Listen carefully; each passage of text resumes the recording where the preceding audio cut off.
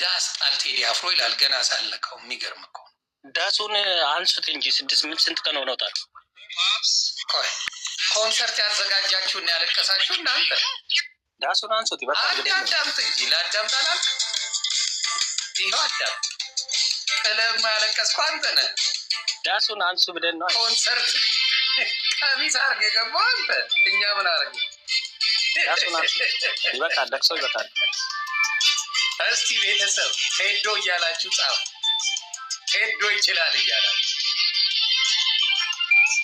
አይ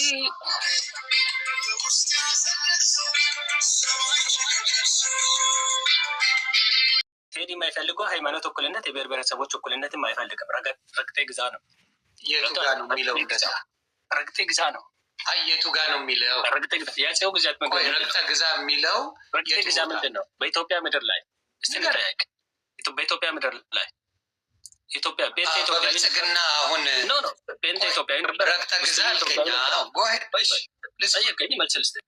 ቴዲ የሚፈልጋት ያጼዎቹ ኢትዮጵያ ዛሬ በእኛ ጄኔሬሽን አትመጥነንም። ፎር ኤግዛምፕል ታሪኩን እንወስደዋለን። ታሪኩ ይቀመጥልያል። ታሪኩን እንማረበታለን። የሚማረው ነገር ሌላውን መበሻሸቅ ሳይሆን ሌላውን ደግሞ ታስቀምጠዋለህ፣ ክፉን ደግሞ ታስቀምጠዋለህ። አርቲስት ነው። አርቲስት ህዝቡ የሚያስተምር ነገር የሚያሳቅፍ ነገር መስራት ነው እንጂ በራሱ 8 ዓመት ተኝቶ ከ8 ዓመት ከእንቅልፉ ነቅቶ ማልቀስ አይደለም። ገብተዋል? 8 ዓመት ተኝቶ ማልቀስ አይደለም። እቺ ሙዚቃ ለመውጣት 8 ዓመት መቆየት አልነበረበትም።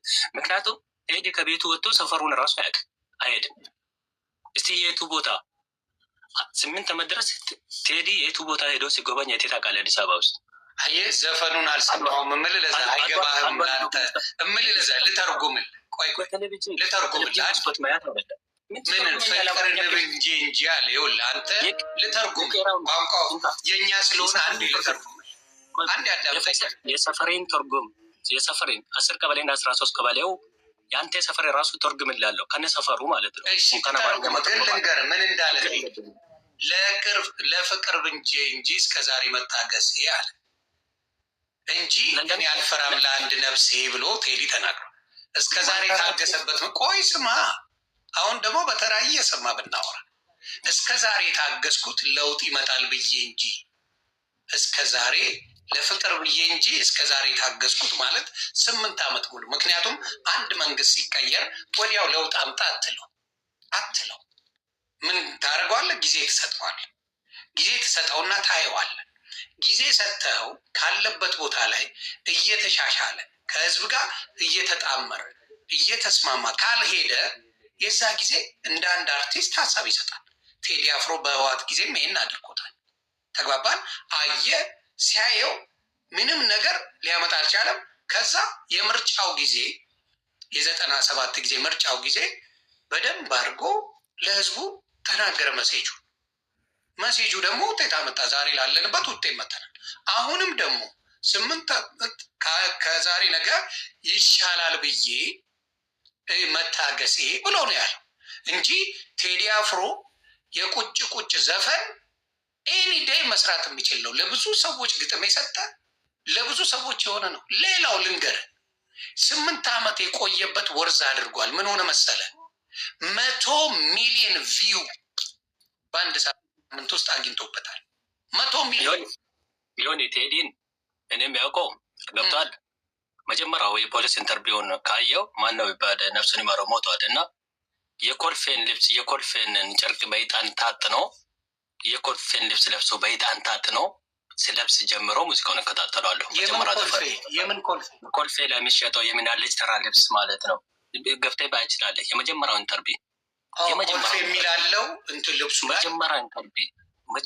የመጀመሪያ ኢንተርቪው ኮልፌ የሚላለው ምናለች ተራ የሚል እንኳን አለ የምናለች ተራ ልብስ ነው ለብሶ ጀመረ አውቆ ለብሶ ይሄን አይደለም የቴዲ ለኔ ልትነግረኝ አይደለም። ቴዲ ልብሱን ለብሶ እሱን አባቴ በበኩሌ ፖለቲካ መስራት ነው ወይ አማርኛ ከሆነ ያስተምራል አይደለም እንጂ አንተ አሁን የምናወራው ስለ ሀሳብ የምናወራው አይዲያ ነው።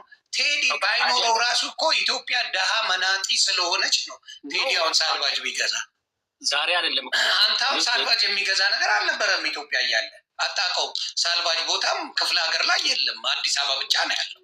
ቄራ ልጆችን ጠይቃቸው። ስለ ልብስ ሊያሳፍር ነው እንዴ? የቄራ ሞተረኞቹን ጠይቃቸው። ሞተረኞች የቄራ ሞተረኞች 10 ቀበሌ እና 10 ቀበሌ እና የቄራ ልጆች ጠይቁ። የሳሪስ ልጆች ሲጫወቱ ኳስ ምን አይነት ነበር፣ ምን አይነት ጸባይ ነበር ያውቁኛል በደንብ አድርገው ማለት ነው። አንተን ያውቀዋል። በዚህ አዲስ አበባ አድገህ ነው እንደዚህ አይነት ቋንቋ የምታወራው? በዚህ ስም አያውቁኝም እንጂ እኔ ስደት ከወጥ በዚህ ስም አያውቁኝም እንጂ ያውቁኛል በደንብ አድርገው።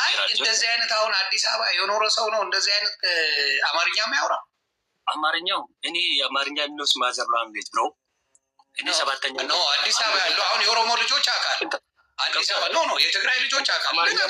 የትግራይ ልጆች ቆይ ታረጋ አዲስ አበባ ያደጉ የኖሩ ሰዎች ማናቸውንም አምጣ፣ ከኦሮሚያ አምጣ፣ ከደቡብ አምጣ፣ ከአማራ ክልል አምጣ፣ ከየትም ብታመጣ አክሰንታቸው ማውራት እውቅና ማውቅ አይደለም። አማርኛ ማውራት ማን አላልኩም እኮ አንተ አሁን የቄራ ልጆችን ብለህ ስትል የቄራ ልጅ ባስገባልህ ይሰቀባል። ጠይቀው ማለትም ስለሚያውቁ ምናልባት 1-2 ዓመት ኖረ ሊሆን ይችላል እዛ። አሁን ቁም ነገሩ እሱ አይደለም፣ የቴሪ ልብስ አይደለም ቁም ነገሩ፣ የቴዲ ምኑ አይደለም። ከዚህ ዘፈን ላይ ቆይ ካልተግባባ ምንም በዚህ ዘፈን ላይ አንተ የአፄዎቹን ዘመን አልፈልግም ባይነ እሺ ያልን ተቀበልን ኦኬ አልኩ። አሁን የምናወራው ቴዲ አፍሮ 86 ብሔር ብሔረሰብ ባለበት 85ቱ ቴዲ አፍሮን ሳይቃወም አንድ ብሔር ተቃውሞ ኮንሰርት አዘጋጀ። ለምን? ጀግና ስለሆነ በጀግንነት መልስ ሰጡት። ተነካችሁ። አንድ አይደለም በጣም ቴዲ የሚመጥ ነው። እሱም መልስ የሰጡት ቴዲም የህብረተሰብ አናካ፣ መልስ የሰጡትም ህብረተሰብን አናቀውም። ቀጥታ ቴዲን ይመለከተዋል እና የቴዲ ተከታዮች ነፍጠኛ ብለው እየተሳደቡ ህብረተሰብ አልነኩም ትላለህ። ነፍጠኛ ማለት ማለት ነው ታውቀዋለህ። ለማን ተብሎ ነፍጠኛ ማለት ትርጉሙ ምንድን ነው? እኔ አሁን እዚህ ጋር ነፍጠኛ ማለት ኦሮሞ ማለት አይደለም፣ አማራ ማለት ለእኛ ልትነግር ነው እንዴ? አሁን ለምሳሌ አብዛኛው የሚባለው እዚህ ጋር ነፍጠኛ ለስድብ ብለው የሚሉት የማንም ብሔር ነው። እታች ያላችሁ መስከሩለት እስኪ። ነፍጥ የሚባለው ልብ ያውቀዋል። መቦሻሸቱ አያስፈልግም። ነፍጠኛ ብለው ለመሳደብ የሚፈልጉት ማንን ነው? ምንድን ነው ነፍጠኛ? አማራን ነው፣ ሌላ የለም። አማራ አላሉማ። አማራ ነው እንጂ አማራ ነው ስሙ። እሺ ቆይ የሚኒልክ ቡችላ ብለው ሲሳደቡ ማንን ነው?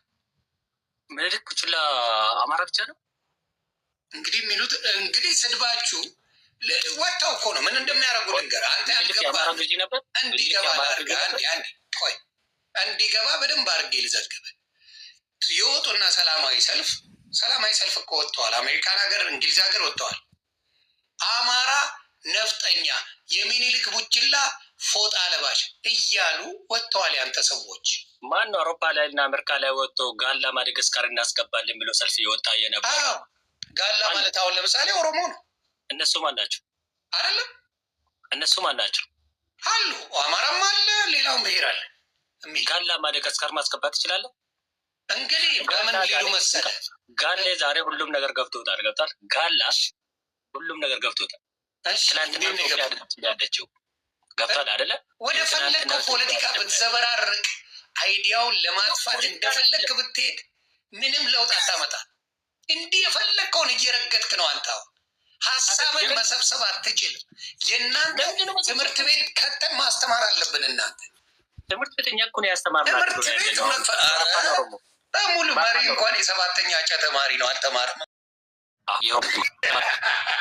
ጠይቃቸው የተጨቆነ ኦሮሞ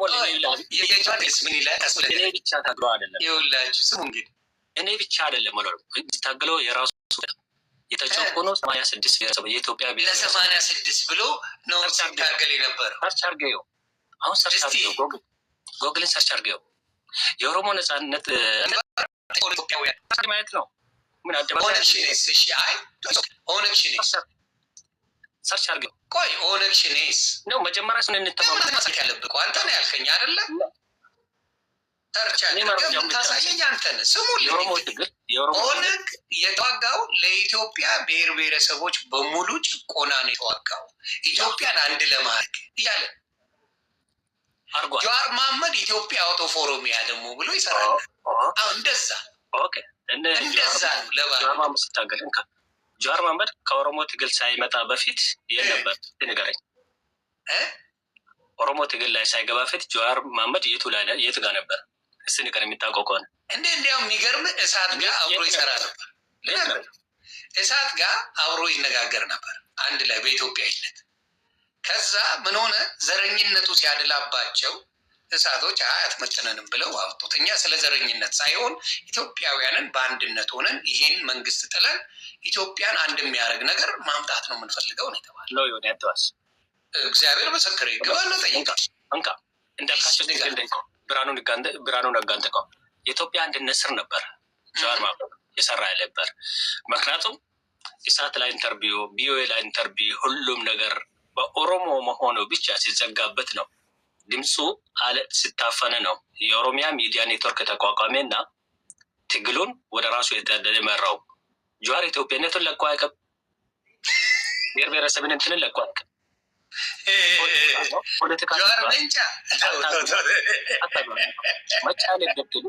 መቻልበት ደግሞ እናንተ ፖለቲካ ስባቸው የተለመደ ፖለቲካ ሰዎች እንዝናና አላስወጣውም ይቀልዳሉ እንዴ? አስወጣው ግን ፈራ ናቸው እንዴ? እኔ አላስወጣም። ስሙ በደንብ አይዲያቸውን መቀበል ጥሩ ነው። አይዲያችን በደንብ ትቀበላለህ፣ በደንብ እናስቀበላለን፣ በደንብ ትመራለህ። ኢትዮጵያዊ ኔ ይገባል። እቺን ሰንደቅ ብሔርና ብሔረሰብን እኩልነት ያንን ባንዲራ በማየቴ እኔ ደስተኛ በጣም። ይህም ባንዲራ ዮኒ ማኛ አይቃወምም። በነገራችን ላይ ደስተኛ የኢትዮጵያ የተባለ ኢትዮጵያ ሪፕሬዘንት የሚያደርግ ባንዲራ በሙሉ ደስ ይለኛል። ኢትዮጵያ ባንዲራ ዓለም ላይ የሚታየው ኢትዮጵያ ሰንደቅ ዓላማ ይሄ ነው። አይ ለጊዜው ለምን መሰለ ለጊዜው ማለት ሌላ መንግስት ቢመጣ ሊቀይረው ይችላል፣ ይቀይረዋል። ምንም ማድረግ አይቻልም። መሀሉ ያለውን ነገር ይኸውልህ ልነግርህ ነው። አየህ በእውቀት እናውራ። መሀል ላይ ያለውን ነገር ነው ብዙ ጊዜ የሚቀይሩት። ገባ? ያመጡና የሆነ ነገር ያወጡበትና ይሄ ማለት እንደዚህ ነው ይልሃል፣ ትቀበላለህ። የሆነ ይመጣና አንበሳ ያደርግበትና ይሄ ማለት እንደዚህ ነው ይልሃል፣ ትቀበላለህ። ወደድክም ጠላህ። የሆነ ያመጣና ባዶ ያደርገውና ይሄ ማለት እንደዚህ ነው ይልሃል፣ ትቀበለዋል። ይሄ ያለ ነው። ነገ ሌላ ቢመጣ እና የሆነ ቢሰጥ አረንጓዴ ቢጫ ቀይ አድርጎ መሀሉ ላይ የሆነ ነገር ቢያደርግ መቀበል አይቀር። ወደድክም ጠላህም ኢትዮጵያን ሪፕሬዘንት የሚያደርገው እሱ ነው። አለቀ። ሌላ ምንም ትርጉም የለው። ሲምፕል አት አንድ ሰንደቅ ዓላማ እኮ አንድ ሀገር ላይ ትርጉም አለው አይደለም? ኦኬ፣ እቺ ሰንደቅ ዓላማ የተቀመጠችው የብሔር ብሔረሰቦችና ሃይማኖት እኩልነት ትላለች ህገ መንግስቱ ላይ ያስቀምጣል። ግን ኢትዮጵያ ላይ አሁን የብሔር ብሔረሰቦች እኩልነት አለ ወይ? አልተጀመረም። አየህ፣ አሁንም በዚህም በኢህአዴግ ዘመንም የብሔር ብሔረሰቦች እኩልነት አልነበረም። ነበረ ብለህ ታምናለህ? በኢህአዴግ ዘመን ይለዋል፣ ግን አልነበረም። ኢህአዴግ ያመጣው ትልቁ ኢህአዴግን ካርድት የሚሰጠው የፈለገ ጨቆና ቢኖረው የብሔር ብሔረሰቦች እኩልነት፣ ብሔር ብሔረሰቦች በራሳቸው አፍ መፍቻ ቋንቋ እንዲማሩ አድርጓል ኢህአዴግ። ቆይ ልጠይቅህ፣ ይኸውልህ ከሌላ ሀገር ላይ ሌላም ትምህርት አንዳንዴ መውሰድ ጥሩ ነው። ምን ይሆን መሰለህ፣ የሌሎች የቀድሞ አባቶቻችን ወይም አጼዎቹ ሌላም ቋንቋን አጥፍተውት ቢሆን ኦሮምኛ፣ ሌላው 86 ብሔር ብሔረሰብ ቋንቋን አጥፍተው ኮሎናይዝ አድርገው ቢሆኑ ይችሉ ነበር። ማንም አይጠይቃቸው። አቅሙ ነበራቸው። ቆይ ስማኝ፣ አቅሙ ነበራቸው። የኢትዮጵያ የእያንዳንዱ ቋንቋ እንዳይጠፋ ተደርጓል። በእንትን ደረጃ ግን አማርኛ እንዲነገር ተደርጓል። እንዳይጠፋ እንዳይከለከል ተደርጓል። ትምህርት ቤት የማስተማር ያለማስተማር ጉዳዩ የራሱ የማህበረሰቡ ጉዳይ እንጂ የእነሱ ጉዳይ አይደለም። ቢሆንም ደግሞ ከጠየቀ እምቢ የሚባልበት ነገር የለም። ሌላው ጋር ልጠይቀ፣ ሌላው ዓለም ላይ ኮሎናይዝ ሲደረግ ያንን ቋንቋ ነበር የሚናገሩት። የራሳቸው የሚጽፉበት ፊደል እንኳን አልነበራቸው። ኮሎናይዝ ሲደረግ ቋንቋህን፣ ባህልን፣ ሃይማኖትን ጥርግ አድርጎ ወስዶ አስቀርቶ የራሱን ነገር ነው የሚያደርግብህ። ገባ? ያ ነገር ኢትዮጵያ ላይ አልሆነም። አጼዎቹ ያንን አይነት በደል ኢትዮጵያ ላይ አልፈጸሙም። እስካሁን ጉራግኛ ይነገራል ኢትዮጵያ ላይ፣ እስካሁን ኦሮምኛ ይነገራል፣ ስልጥኛ ይነገራል፣ ትግርኛ ይነገራል። ኤኒ ቋንቋ የምትለው ኢትዮጵያ ውስጥ ዶርዝኛ ይነገራል፣ ከምባትኛ፣ ጋምቤላ ቋንቋ አለው። ኤኒ ቋንቋ እስካሁን ይነገራል። ለምን? ቋንቋ ተከልክሎ አያውቅም። ያደገው ቋንቋ ግን የአማርኛ ቋንቋ ነው። ሁሉም ብሔረሰቦች ደግሞ ያ መፍታቸው እንዲከበር የታገሉ የነበሩት ናቸው እንጂ የትምህርት እድል እኩል አገኝተዋል። ኢትዮጵያ ውስጥ ኦሮሞ የሚባል ህብረተሰብ ከአራተኛ ክፍል መማር የለበትም የሚባሉ አጼዎች እኮ ናቸው። ሌላው ብሔረሰብ ከኛ እኩል ዛሬው እንኳን በፋኖ ታጋይ ውስጥ ያሉት ኦሮሞ እንዴት ያልተጠመቀ እንዴት የሚልክ ቤተ መንግስት ገብቶ ኢትዮጵያን ይገዛል? ተዋረን ብሎ እኮ ነው የታገሉ ያሉት። ታውቃለህ፣ ሚዲያ ላይ አለ። በእሱ ነው የሚታገሉት። የታገለ ስለ እሱ ነው የታገለ። ቆይ አብይ ሲመጣ አንድ መልስ መልስልኝ አባቴ። አንድ ነገር ልጠይቅ። አብይ ሲመጣ በመጀመሪያ የደገፈው ማን ነው? መጀመሪያ የደገፈው አማራው ህብረተሰብ ነው። ለምን? አገሩን ስለሚወድ። እሺ ተባረክልኝ። ጥያቄን ጨርሻለሁ። አገሩን ስለሚወድ እግዚአብሔር ይስጥ።